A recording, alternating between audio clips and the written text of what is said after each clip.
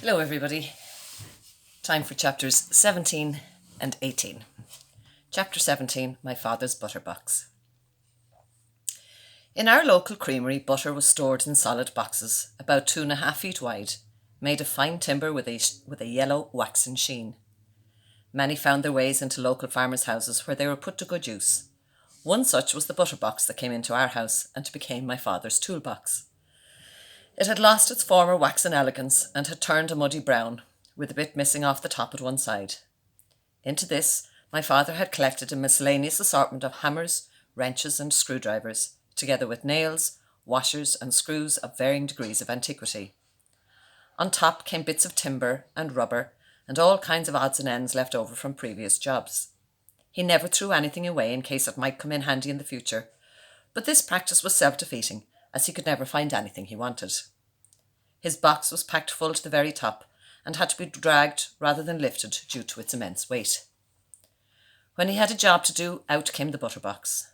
The jobs could vary from putting a handle on a brush to replacing a window or fixing the leg of a chair that was unable to withstand our daily assaults. The butter box was an essential part of these undertakings. At first, my father dug and poked into its depths, looking for a nail of the required length. Many were discarded in a rising tide of frustration and annoyance at their unsuitability, until eventually, in a final crescendo of pure anger, the whole box was turned upside down on the kitchen floor. Ours was a large kitchen, but when my father's box was upended, its contents scattered to the four walls, with screws and nails rolling under all the presses and chairs. As most of the contents of the box had rusted to various shades of brown over the years, our kitchen now took on the appearance of a ploughed field. At this stage, the whole household came to a standstill, while my father poured a tirade of colourful language on the head of any nail that had the audacity to bend before reaching its prescribed destination. His favourite expression, when he had reached the limits of his endurance, was "whore's bastard," and when I was young, I thought that a whore's bastard was a crooked nail, and that a whore was a cow who would refuse to go through a gateway when my father intended that she would. The job, depending on the size of the undertaking, could go on for many hours, during which time we children ran back and forth, answering his every demand, and sometimes anticipating them like a team of nurses tending a surgeon during a major operation. I will say one thing for this exercise. It certainly sharpened our reflexes, and if the hammer slipped and he hit his thumb instead of the nail, we heard adjectives hitherto unknown to us. Finally, the mission was accomplished, and our carpenter downed tools. He then found other more important things to attend to, and walked away, leaving chaos behind. It was our job to pick up every single item and throw it into the butter box, and this we did with a vengeance, so that the final state of the box was worse than the first, thus guaranteeing another performance at a later date. The cleaning up was a slow, laborious job, and we hated every minute of it, though it was surely a great training in the development of patience. When the kitchen floor was finally brushed and the last bit of rubbish shovelled into the butter box, the floor, which was normally a stone grey, was now a symphony of browns and greens of sufficient variety to thrill the heart of any landscape artist. My mother, a wise woman, was seldom in the kitchen for these performances. This was not by chance, but part of her marital strategy. She was very happily married for over 40 years to a man who was an excellent husband, but whose threshold of tolerance was very low. She thus avoided direct confrontation and quietly outmanoeuvred him, believing that in marriage, as in battle, strategy was all important. In later years, my father's butter box became a joke in our family, and we often wondered how he would have fitted into a modern semi-detached in suburbia, with an equal rights wife and modern teenagers. He was never designed for little boxes living. The next chapter is called The Last Litany. Despite the fact that my mother was tolerant and flexible in most situations, she did have streaks of uncompromising rigidity. The family rosary was one of these. Sick, maimed or crippled, we were all on our knees for the rosary, and helpers, visitors, or anyone who happened to call at the wrong time was apt to be included. During the summer months, I knelt inside the kitchen window looking down over the fields where the cows were grazing after milking. When my turn came to give out the decade, I used the cows in the field to count my 10 Hail Marys. I mentally sectioned off 10 in a corner, but as my mind floated back and forth across the valley, the cows naturally moved around, so my 10 could decrease to 5 or 6. If I said the glory before schedule, my mother gently intervened in the background. 2 more, she'd say.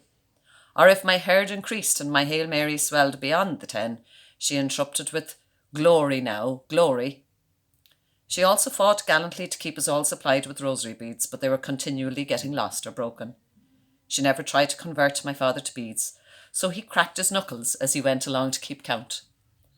Her rosary was one thing, but her additions to it were something else. First came the litany starting Holy Mary, and we would all chant, "Pray for us," in response. After Holy Mary came a long list, and somewhere down along the list came Ark of the Covenant and Gate of Heaven. After Gate of Heaven, one night my mother lost her concentration, and she floundered and repeated it a few times, failing to remember what came next. Finally, a little voice in the background piped up helpfully, "Try Nelson's Pillar." Everyone fell around the floor laughing, and my father took advantage of the opportunity to call a halt to the litany for the night. But the litany was only one of the many additions. There were 3 Hail Marys for this neighbour, and a second lot for another one, until my father would start complaining. "For God's sake, we'll be here till morning," he'd say. We prayed diligently for years for one neighbour who was studying to be a teacher, and of whom my father voiced the opinion that if a bumblebee had his brains, he'd fly backwards. But despite this pronouncement on the neighbour's grey matter, he still qualified. It was my mother's conviction that prayer could move mountains, and indeed hers often did. At least they moved mountains of ignorance. During exam time, she always lit a candle in the centre of the parlour table. I would come home during exams and peep into the parlour to check if she had remembered. It was always lighting. It was a symbol of caring, and in later years her children wrote, as adults do, to her from many corners of the world, asking her to light her candle and pray for their special problems. She had an implicit faith in the goodness and power of God, but despite this she was always late for Mass. If left to her own devices she would never have made it at all, but my father was a punctuality addict. He was ready half an hour before time and paced up and down the kitchen floor ranting and swearing. Then he would go to the kitchen door and, scratching his head and raising his eyes toward heaven, would declare, "If ever a man suffered." I think that he was imploring God to witness that this was his agony in the garden. Finally, he would stand at the foot of the stairs and shout, "Missus, is it today or next Sunday we're going to Mass?" Normally he called my mother Len, but if she was pushing him to the limits of his endurance, it changed to Mrs. This was his signal to her that thus far and no further could she go. Finally she arrived, pulling on her hat and calling instructions back over her shoulder to those staying at home. She was only going to be missing for a few hours, but a stranger could be forgiven for thinking that a world voyage was on the agenda. Organised planning and good housekeeping were not on the top of her list of priorities. It was to people that she gave her number one commitment. She always had time to listen and chat. If you ever had to leave the house very early in the morning, she was there.